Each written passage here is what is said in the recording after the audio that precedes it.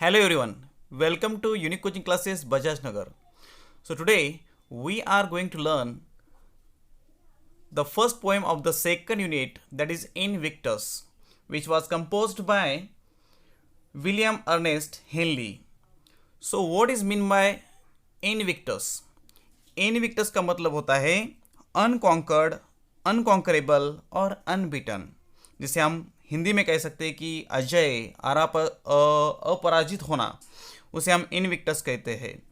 So actually this poem, as I say to you, which was written by William Ernest Henley. So he brings out the theme of being courageous and strong during difficult circumstances in life. So if we think about our poet, he had suffered a tubercular infection that resulted in the amputation of a leg below the knee. तो उन्हें tubercular का infection हुआ था और उसी वजह से उनका जो नी से नीचे का जो घुटने से नीचे का जो पैर है वो काटा गया था. तो आप देख सकते हैं कि उनकी सफरिंग्स, उनके जो हार्डशिप्स थे उनकी लाइफ में आई हुई. So then also he faced that hardships. So this powerful poem was written shortly after this incident. So it is all about showing courage in the face of death and of the will to survive with dignity in the face of severe hardships which come in our life. तो चलिए देखते हैं पहला जो stanza इस poem में आया हुआ उसका हम हिंदी में एक्सप्लेनेशन लेंगे और जो भी वोकेबलरी वहाँ पे आई है वो भी हम देखेंगे यहाँ पे. तो देखिए पहले आता है दो लाइन से जो पहले, out of the night that covers me black as the pit from pole to pole. So यहाँ पे कहा जा रहा है कि out of the night that covers me. So actually what is mean by it, इसका मतलब क्या होता है यहाँ पे. ओके तो इसे आप कह सकते हैं कि actually the hardships that surround him. Okay जो ब्लैक, नाइट मीन्स क्या होता है, अंधेरा. और हमारे जीवन में जो अंधेरा होता है, जो हमें एक बोल सकते हैं हार्डशिप्स है, कठिनाइयाँ, यहाँ पे जो नाइट अंधेरा दिखा रही है और अंधेरा जिससे कंपैरिजन हो रहा है, जो भी हार्डशिप्स हमारे जीवन में आती है उससे इसका कंपैरिजन हो रहा है. So that's called as we can see. यहाँ पे मेटाफर भी, फिगर ऑफ स्पीच यहाँ पे आता है क्योंकि यहाँ पे डायरेक्ट इनडायरेक्टली कंपैरिजन हो रहा है दो चीज़ों में. सो हम कह सकते हैं कि actually night stands for pain और हार्डशिप्स और sufferings in our life. So that's called as a metaphor. तो यहाँ पे मेटाफर का भी यूज़ यहाँ पे हुआ है. तो जो भी कठिनाइयाँ हमें घेरती है वो कैसी है. So which look black as the pit from pole to pole, जो पृथ्वी के केंद्र के समान काली है. अब पृथ्वी का केंद्र, अब यहाँ पे पिट मीन्स व्हाट, पिट मीन्स उसे आप गड्ढा कह सकते हैं, a large deep whole in the ground. Okay एक कुआं बहुत ही डार्क होता है तो उसे आप पिट कहते हैं. तो जो पृथ्वी का केंद्र है वो कैसा है, काला है. उस केंद्र के समान काली ऐसी कठिनाइयां हमें घेरती है, हमारे जीवन में हमें घेरती है. सो यहाँ पे पोएट कहते हैं कि actually many hardship which surrounded me और they covered me. Okay I thank whatever gods may be for my unconquerable soul. So यहाँ पे कवि कहते कि मैं धन्यवाद देता हूँ उन सारे भगवान, जो भी हमारे भगवान है, उन सारे भगवानों को मैं धन्यवाद देता हूँ क्योंकि उन्होंने मेरी आत्मा कैसी बनाई, unconquerable. So what is mean by the unconquerable, unconquerable means Ajay, अपराजित ऐसी आत्मा उनकी बनाई, ऐसा वो कहते हैं. सो यहाँ पे आप देख सकते हैं कि अपराजित ऐसी एक उनकी आत्मा उन्होंने बनाई, ऐसा उनका कहना है यहाँ पे. कि really nice one we can see here कि gods that may be in the world actually we can see here. So he thank them for his unconquerable soul, जो कभी भी हारता नहीं है, ऐसा उनका आत्मा है, ऐसा उनका कहना है. कभी भी नहीं हारेंगे, ऐसा उनका कहना यहाँ पे है.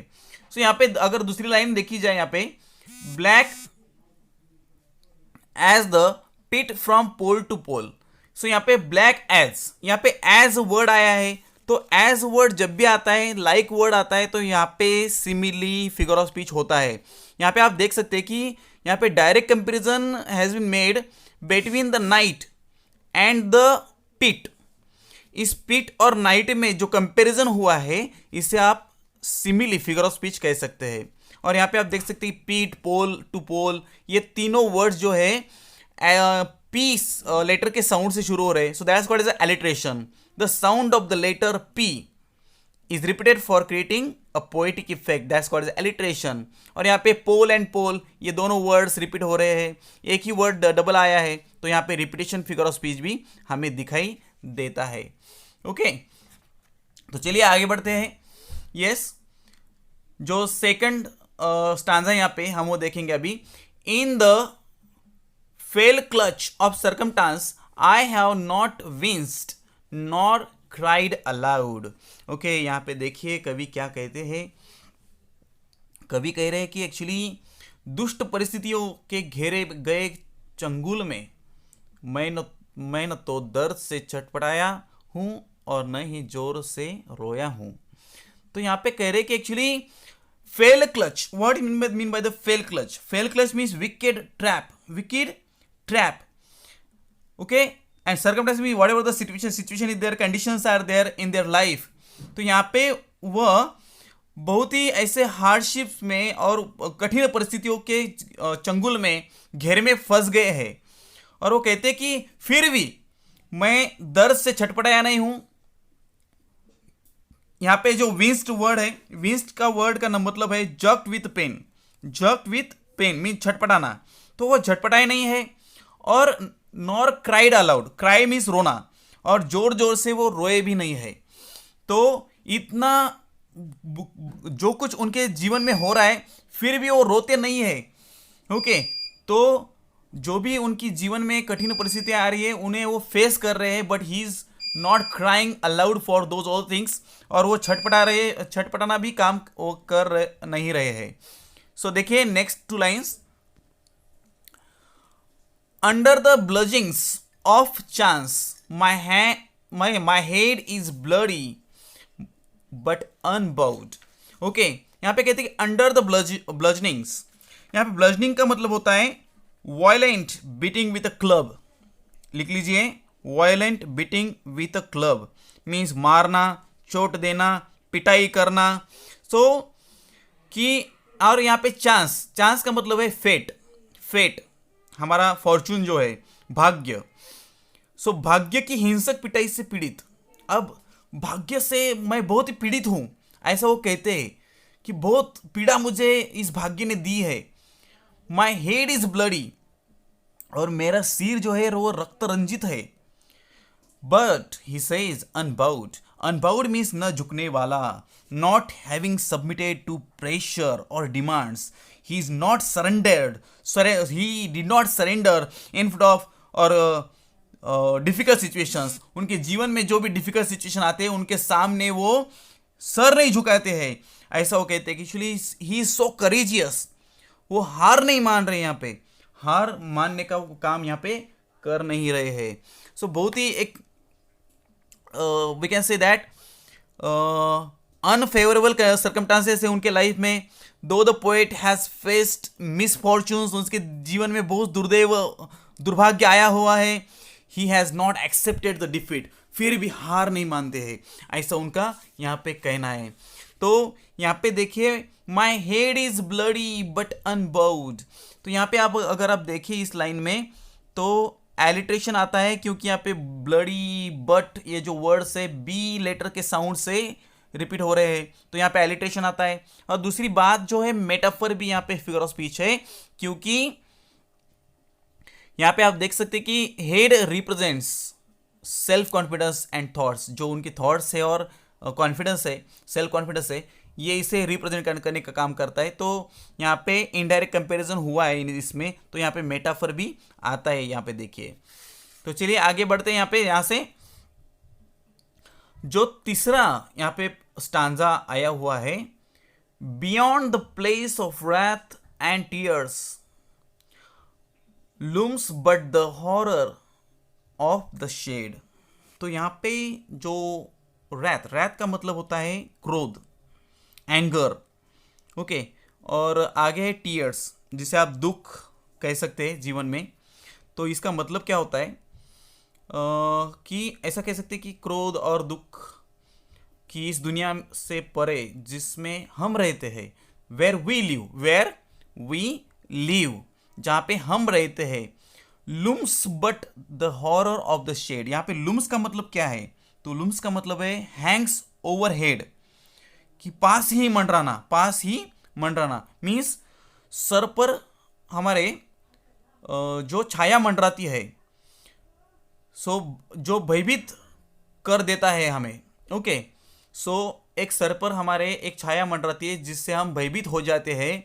ओके, ऐसा वो कहते हैं कि हमारे जीवन, हम जिस जीवन में रहते हैं, जहाँ पे रहते हैं, जिस दुनिया में रहते हैं, वहाँ पे क्रोध, दुख, ऐसी बहुत सारी बातें हमारे जीवन में आती है, और भय हमारे सर पर मंडराता रहता है, उसकी छाया हमारे सर पर मंडराती रहती है। And at the मीनस of the years finds and shall find me unafraid। तो यहाँ पे कवि कहते हैं कि at the menace of the years। So menace means what? menace का मतलब होता है थ्रेट, खतरा, संकट, भय, उसे आप menace कह सकते हैं। तो menace का मतलब होता है खतरा, जिसे आप भय कह सकते हैं, डर कह सकते हैं, थ्रेट कहते हैं। ओके, तो यहाँ पे वो कहते हैं कि कुछ बातों से उन्हें डर नहीं लगता। Yes, at the menace of the years finds and shall find me unafraid। सो जो भी वो बाद में ऐसा कहते हैं कि एक्चुअली यहाँ तक कि बाद में जो कुछ भी हो सकता है उससे मुझे डर नहीं लगता।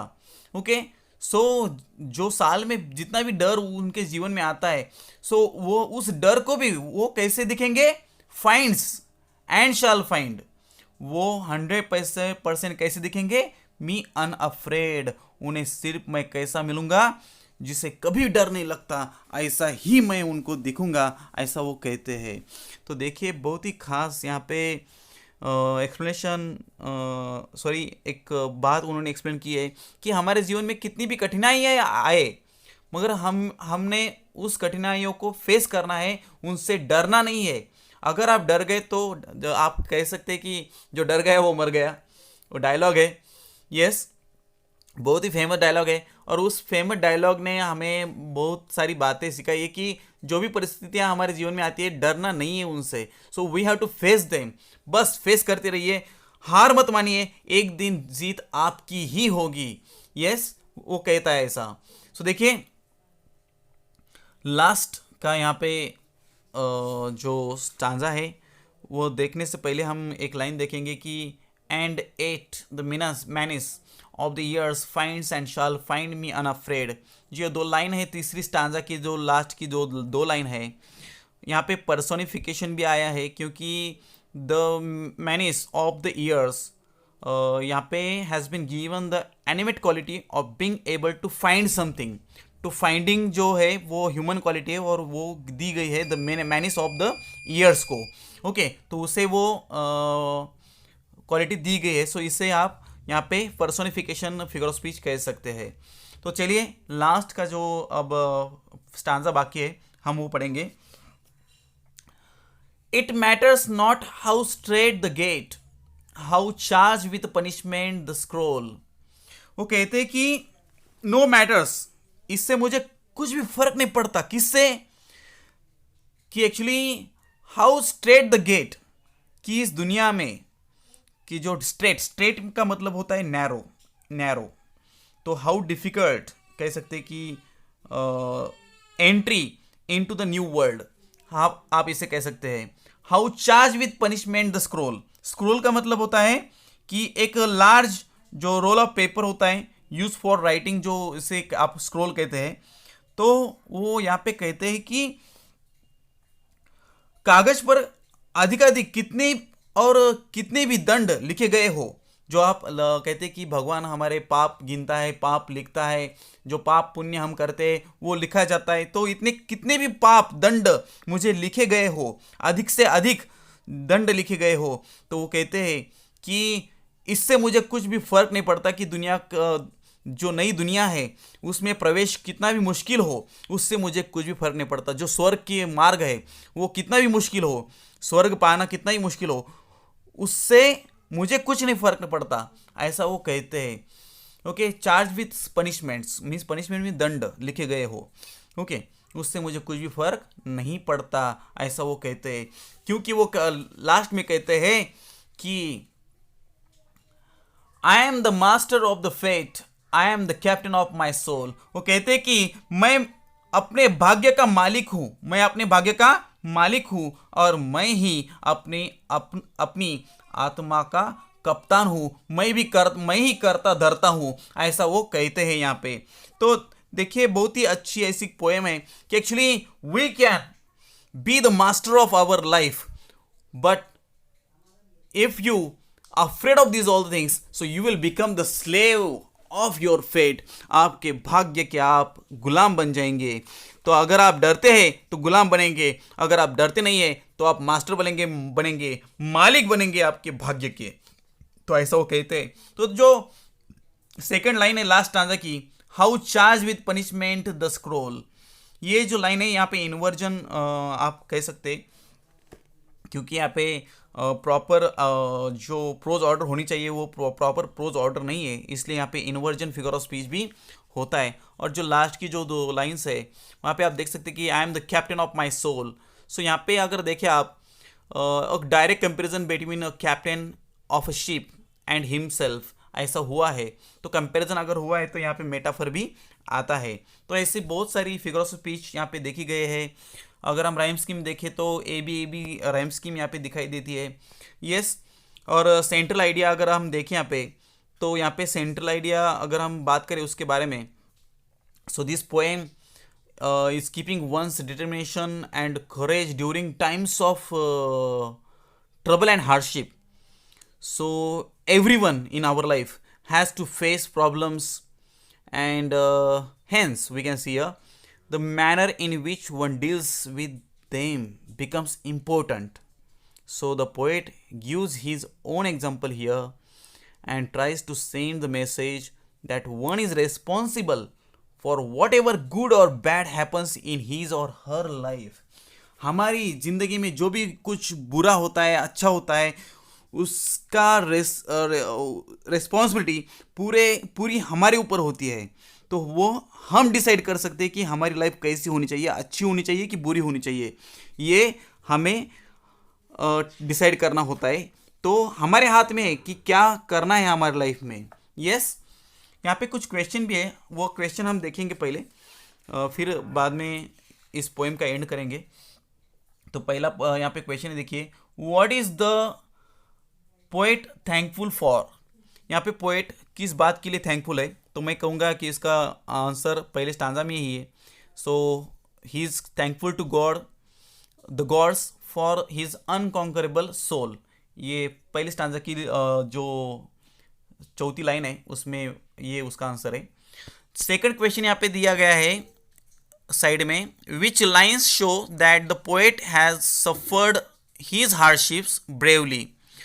तो जो सेकंड स्टांजा जो है पूरा, वो पूरी उसकी हार्डशिप्स बताने का काम कर रहा है, तो वो उसका आंसर होगा। तीसरी है, what is meant by the place of wrath and tears. तो इसका मतलब है the place of wrath and tears is the life that we are living in the present. Okay, in the present ऐसा कहा जा सकता है। और ऐसा भी उसका आंसर हम दे सकते हैं कि it means the place of anger and sadness, so that is the world where we live, ऐसा कहा जा सकता है। और चौथा क्वेश्चन है यहाँ पे, what does the poet have full control over.